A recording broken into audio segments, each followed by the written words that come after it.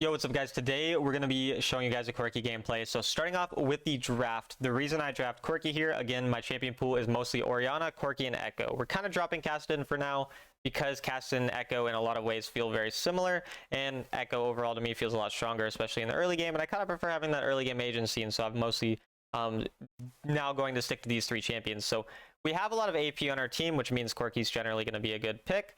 However, the enemy are very squishy, and so Quirky has really good burst damage to one-shot squishy champions, but sometimes he struggles a bit when there's not many tanks. He definitely prefers playing into tanks compared to squishy champions, but because we wanted a pretty mixed damage type, we end up going for the AD champion, and I know I can still get an early lead in lane, and then if I position well and play these different fights well, I'm gonna have, good success, and so that's the main reason for going with Quirky in this game. Now you're gonna see that Gwen and the Jace are gonna swap lanes here. And so when it came to this lane, initially I was into Jace, and so I wanted Prio, so I wanted to push right away and play around level diffs. So that's why I'm going to start by hitting the lane really hard and the wave really hard. But then I end up kind of realizing, like once Gwen shows up, it's not the Jace, it's Gwen. And when that is kind of realized, we have to make sure we're getting a lot of autos every time she walks up for last hit. So I'm trying to squeeze autos in. I ended up missing my auto tech there because I messed up the animation. But again, mainly focusing on getting a lot of autos in lane and then having this lane prio. So because I have the lane pushed, I have the lane priority, I'm going to pressure the turret really hard. So notice how since I know the lane is already very pushed, I'm probably not going to pressure him under his turret that much. And so because of that, I'm going to focus a lot more on turret plates. And so Quirky melts turrets really, really well. Because of that, I know I can just poke out the turret. So anytime that you have the wave push like this and you can't really pressure the enemy that hard, just go for the turret plates instead, and you're going to be able to just get a good amount of poke on the lane. And then usually they'll end up getting aggressive trying to trade on you like this because they don't want you hitting their turret. And then you can win the trade here because again, I was up a level for a majority of that trade, and obviously I'm just a better early game champion and I have the range advantage, and so we're able to win that trade because we're just pressuring the turret once we have the wave pushed, and then we make him trade with us basically, and he ends up losing his nullifying orb for it. And so you can see pretty much constant just harass whenever he walks up for the last hits. And then I'm looking for a recall when I can on my boots, if possible. But he is rather low, so there's a chance I could trade with him. But you can see how I'm pretty hard focusing the wave still, trying to get it pushed decently fast. But again, not the end of the world if we end up just staying on even health here. And then recalling at the same time because the wave is in a pretty good spot. And if he stays like this, then we'll poke him out again and just have that lead. We see Evelynn, so we're not worried about getting ganked right now, but you can see Gwen keeps kind of stopping my back. She ignites me, whatever. Lilia dies to Evelynn early game. And because we see Evelynn there, we kind of have to back off. We know Evelynn could be invisible. So I have my exhaust. I'm kind of just worried about that, making sure I stay under my turret since jungle could definitely become involved here. And so we're mostly just focused on, the wave. I know that he's ulting me to try to get me low for the Evelynn to show up, and so I'm just trying to stay really far into my turret. Basically be ready to spam my exhaust at any point. Trying to pick my jungle to come as well just to make sure I don't get dove, because I knew I was probably going to get dove, and so we just go for the recall here.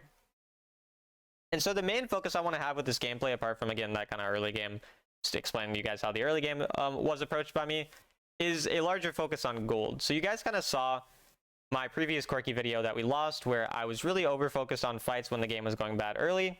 And here is a much better example of kind of what to do when the game doesn't go super well in the early to mid game, and how to kind of be patient and still come back and play these types of games despite, that happening. And so you can also see I grab control ward for Evelynn, small thing to note. But yeah, when it comes to these games, so the reason I roam here when I push the lane, so the first thing is I push the mid wave, I pushed the mid lane already. There is another wave coming, but I'm already halfway through the river at this point, and I see a very big wave, so I know that Jace is going to be pushed pretty far, pressuring turret, and so I know I have a pretty easy kill angle. Because of that, we end up going for the kill here, and Camille, I think, ends up getting the kill.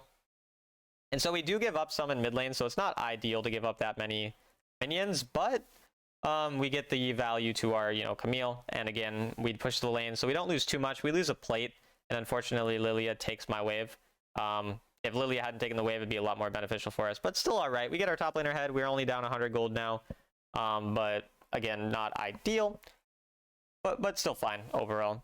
And so the main kind of thing that I'm just focused on here is my gold, in the mid game. We'll see, especially I'm not going to chase a lot of dumb fights. I'm just going to focus mostly on my farm, getting myself ahead. Again, every time before I rotate or move on the map, I'm always going through pushing the mid wave first. Even here, you know, after we push the wave, we can pressure the turret, which is kind of due to the fact that we got it chunked out earlier on in the lane, you know, so that now we can get that plate from this turret. So also being aware of the fact that even if you don't get a full plate early on for pressuring the wave or pressuring the plates, sometimes you get a plate later on, which is nice. And then again, we're just trying to have mid prio because the objective is spawning.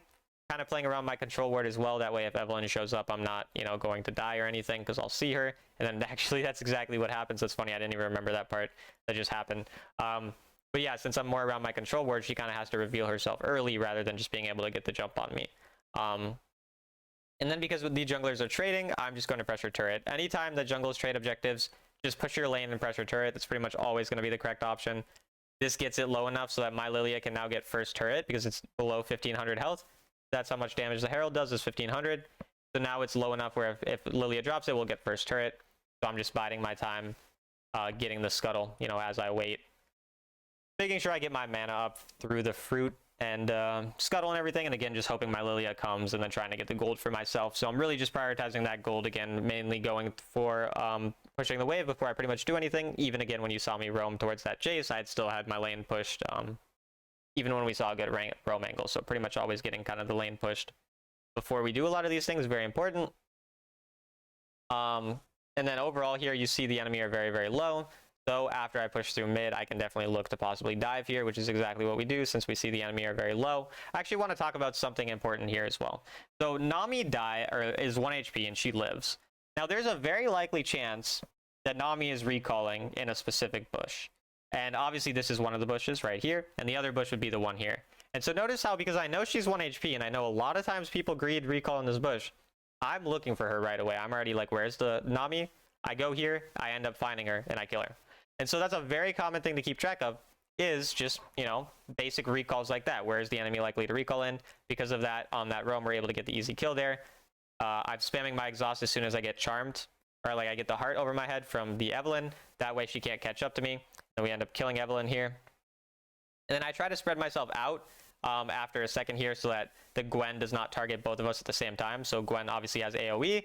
And so I'm making sure to make myself spread out enough for Misfortune to where Gwen doesn't kill me or doesn't hit me and Misfortune at the same time. And somehow I end up killing. I really don't know how I killed there. But we'll take it. And so overall, again, main things to understand is we made sure we pushed our lane before we rotated there. We prioritized going towards the lane that had low health where our jungler had already ganked. The enemy was very low. And then looking at for the potential recall of that Nami, gave us that kill. And then as soon as I got charmed, making sure spam my exhaust. That way when the Evelynn actually dashed onto me, I would be able to live. So basically that's an important thing. And then again, really similar state here. The enemy just died. My entire team is bot lane, basically. My jungler and everyone. The wave is pushing. There's a very likely chance of me getting a kill here, and so I look for the roam angle. And so again, these roam angles are often based on where's my jungle located. You know, I'm going to go towards my jungle, try to gank around them. I throw my control ward. That way I can see the Evelynn because I just saw her on her blue buff. And then again, I'm playing around kind of my strong lane who has the lane pushed and that type of thing. And then because we see the Evelynn, we end up just taking the turret out of this. And so it's still a very beneficial play to get that turret. Rather than over forcing because, you know, we saw the jungle there.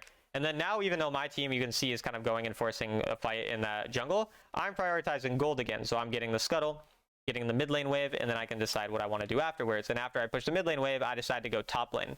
So why do I go top lane instead of bot lane, where my team is fighting? There's a couple main reasons. The first one is that it's a lot easier to kill someone here because we're not pushed up as far, right? Whereas the enemy are very far back into their turret already. It's pretty hard to catch them out. It's very easy to get caught by the enemy if you're this deep into their base, you know, if I go back to bot lane. The other thing is there's a top lane turret up here. And so because there's a turret, there's a bigger gain to potentially get. It's going to be really hard to kill that tier 2 turret in the bottom lane. But this tier 1 turret, again, where the enemy aren't really defending right now apart from Jace, a lot higher likelihood of me killing it. So it makes more sense for me to go there. And then we try to kill Jace here. He ends up doing a decent job of knocking us back and getting exhaust on us. Or not exhaust, but just knocking us back. And so we don't quite kill him. But again, that's kind of the idea behind it. You can see my team did end up overextending bot lane, as I kind of said, and they end up dying from it. And that's a very common thing. And I probably would have just died with them if I followed kind of the dumb plays, you know, that they wanted to make. And so that's why prioritizing things like those turrets, those easier to make plays, rather than, you know, overforcing too deep into the enemy jungle before you'd recalled as well, because my team hadn't recalled, so they hadn't spent their gold from the earlier play. Basically just not going to value that. And then so why do I go bot lane here? I go bot lane because nobody's covering it. There's a wave that's going to come, as we see now. And the wave mid lane's already kind of pushing, and the top lane wave's obviously covered by someone. And the objective is spawning soon, and I want to be on the same side of the objective so that I can go and help my team. And so after I push out the bottom lane wave, I immediately go and focus on mid priority because of the fact that, one, there's a big wave, and two, the jungle objective, the dragon, is spawning there. And so I want to kind of have control over that.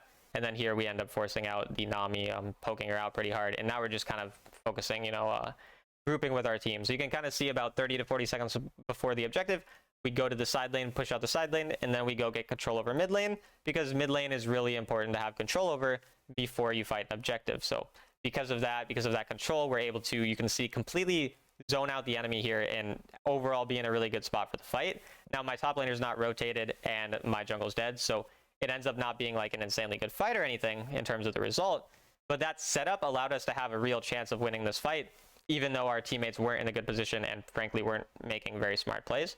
But then you can see at this point the fight's kind of, it's over. We lost it. And so instead of overforcing, like my Lilia, who, I don't know what she was thinking, we end up just backing off here. And then in a second, you're going to see a very important kind of understanding just of how my spells interact with the enemy. And so we're going to see Jace here in a second. Jace, his main damage from his kind of dash on me will be his first ability. And so if I'm able to flash his first ability, I know that my team will likely turn on him. And so I believe this is where you're going to see it in a second, where he'll chase me. I think it's here. Yeah, so you're going to see I dodge his spell because I know he's going to first ability me with his, his range first ability. Then I flash his second ability, or I flashed his melee first ability. If you don't know how Jace works, he has multiple forms. So he has a ranged and a melee first ability. And so here, again, look, we can kind of see when it comes to the timing, I know he's going to be looking for that ranged shock blast. Because of that, I immediately dodge it. As I see him there, we can see we dodge this way because obviously he's going to aim as if I'm going to run away.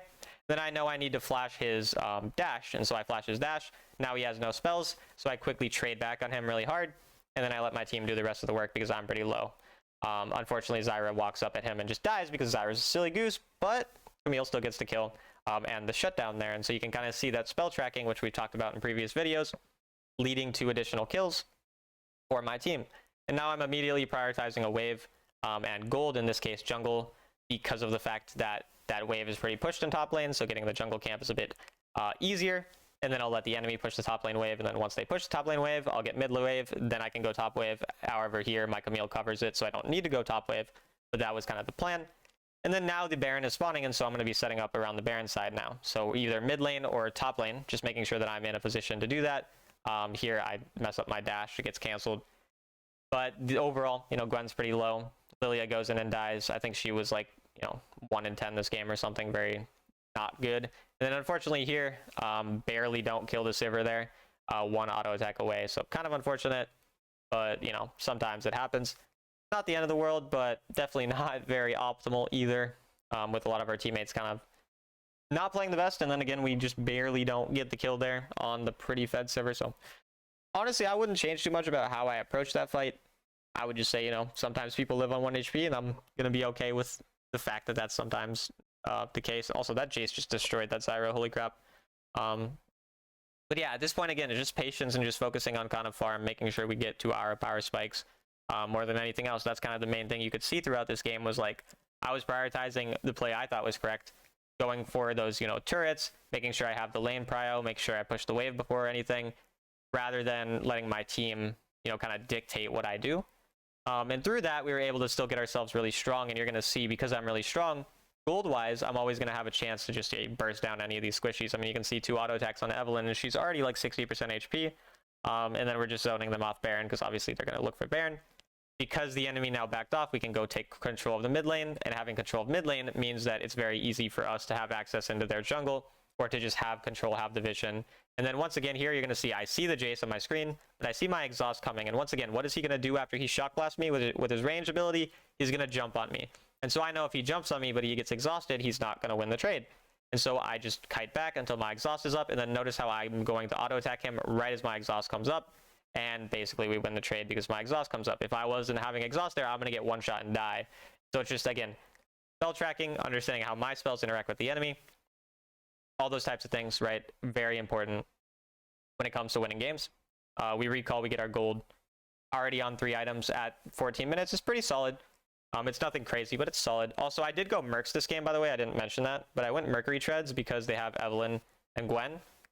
And I know that it's very likely I get one shot by an Evelynn at some point, and so I needed some defense. And so I went for Mercury Treads. I've been happy lately on Corki going for defensive boots in games where there's a lot of assassins of a certain damage type, or when I'm just really worried about a certain damage type. And so in this game, it made a lot of sense. They have Nami, Gwen, Evelynn, a lot of burst damage, a lot of AP, so just kind of made sense here.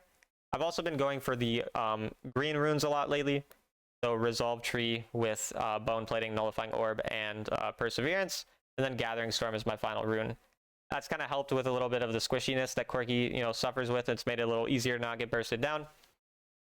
And it's been pretty useful overall, I would say, in terms of runes. So that's kind of the only switch to runes that I've made for many of my champions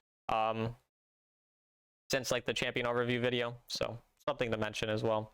But yeah, overall, I mean, at this point, they show pretty hard for us to fight, so I end up just going and fighting where we have the numbers advantage here, or at least where we're even numbers rather than where the enemy were on the dragon, where we would have just died because our teammate got caught there. Lilia's kind of running it down. But here, also kind of important thing to note once again, I want to talk about in this fight. Again, I've kind of focused a lot on mechanics this game because there has been a lot of kind of mechanical, just like playing, patience, that type of thing that's important to note. But here, because I see the Evelynn is obviously pretty low health, but still has her spells, I try to jump over the wall to like, get into my team, we're going to see here, which ends up baiting out her Proto Belt. And then because she used her Proto Belt, I'm able to go onto her. And because I have Exhaust as well now, I'm able to kill her. So again, once again, playing around that Exhaust cooldown really well, and then playing around dodging those certain spells, like just through even like the jump. I was planning to second ability over the wall, and then I saw the Blast Cone, and I'm like, oh, I can Blast Cone. And then we can just get Baron because my champion melts Baron. Corki is like insanely fast at killing Barons. I had a game earlier where I was Tristana, Lulu, Corki. I was playing Corki, and I had an Amumu as well. And we killed Baron in 4 seconds. Like we killed Baron in 4 seconds. Like maximum. I don't even know if it was. It might have been 3 seconds. It was insane. Like this champion melts Barons, and obviously Tristana, Lulu, Amumu also melted. And so it was actually insane. We just kept like doing Baron half spawn because the enemy just couldn't react in time, and it was absolutely hilarious. But overall, I think I'm on like a 5-game win streak with Corki. I started off 0-5 this season on Corki, and now I'm like 8-8 or something. So we've been winning a lot lately since we kind of made those adjustments from that first video with Corki we talked about, where we, weren't really farming super well. We were over-focused on fights. So doing a much better job, you can see here, of just focusing on the farm. Here, I think we're going to see a positioning error. The main issue here with me is we're trying to siege the Baron lane, right? Obviously, or the Baron, with the Baron rather, on the turrets. And the issue here is I don't know where Evelynn is. Despite not knowing where Evelynn is, I walk up in the front, and I'm kind of being very cocky here, sort of just begging to be targeted. And then that's pretty much what happens. Evelynn shows up and one-shots me. Luckily, I get the kill on her, so it's not like the end of the world. But you can see my entire team dies as well, apart from top lane, obviously. And because of that, we lose our Baron and we don't get any value from it. And it's largely due to the fact that I lost track of Evelynn and wasn't positioned far enough back. Like if I was positioning in my team, letting them take, the initial engage, it would have been fine. But instead, I go too far forward. But yeah, you can see here scoreline wise as well. Like here, all right, Lilia's 110, 4-7 Misfortune, 3-6 Zyra. I mean, she has some assists. She's not doing that bad. But mostly, my top laner, I don't think actually played well. I just think he had a decent scoreline. But frankly, yeah, we didn't have the best team here. And you're still going to see we're able to carry pretty well in some of these fights. And then I hit my Infinity Edge, and so I recall right before the fight. And so I'm on 4 items, and so that's kind of my main focus now is like, I really need to keep track of Evelynn. I kind of noticed in that last fight, obviously, I need to make sure I know where Evelynn is. We have a control ward there, and so I want you to notice my positioning this time is very much focused around this control ward. I believe I placed another one if that one, yeah, when that one dies. But yeah, basically, we're going to place our control ward here and really just be super focused on positioning around that, trying to get poke on the enemy because nobody can really go on me. Like, if we actually think about their comp real quick, I want you guys to, like, look at it. Sivir obviously has no way to jump onto me. Jace, pretty easy to dodge. I have Flash. I have Exhaust. He's not going to one-shot me. Gwen also is more of a run-at-you champ. It's not like a CCU, lock you down. And Nami's not that hard to dodge for the most part. And so because of that, I'm not really that scared of anyone apart from Evelynn. And so if I have my control ward and I'm hovering around that with my Exhaust, I'm not really killable. And so you just watch my positioning here. I'm pretty much just constantly poking people out. Gwen randomly goes in. I'm able to get a lot of easy autos. And then notice how as soon as I got hit by her charm thing again, I immediately dash away. I wait for Evelynn to show herself. And then as soon as Evelynn shows herself, I flash onto her and I just kill her. Because I know she has nothing left to really do anything. We win the fight from that. We kill the Jace here, and then we just end the game. Pretty much just through that patience again, keeping track of those certain dangerous champions, and a lot better focus on making sure I push my wave, I rotate, I don't follow my team's dumb fights when the game's not going well. I just make sure to get to my certain item spikes, and I'm able to carry a lot of fights through. Corki's just, insane burst damage in the late game. Even in a game like this where it's not necessarily the optimal game playing into a full range comp, you usually prefer playing into a bit more tanks as Quirky, and so we still got a lot of value there. And so that's mostly what I wanted to talk to you guys about today. I hope you enjoyed this video, and I'll see you in the next one.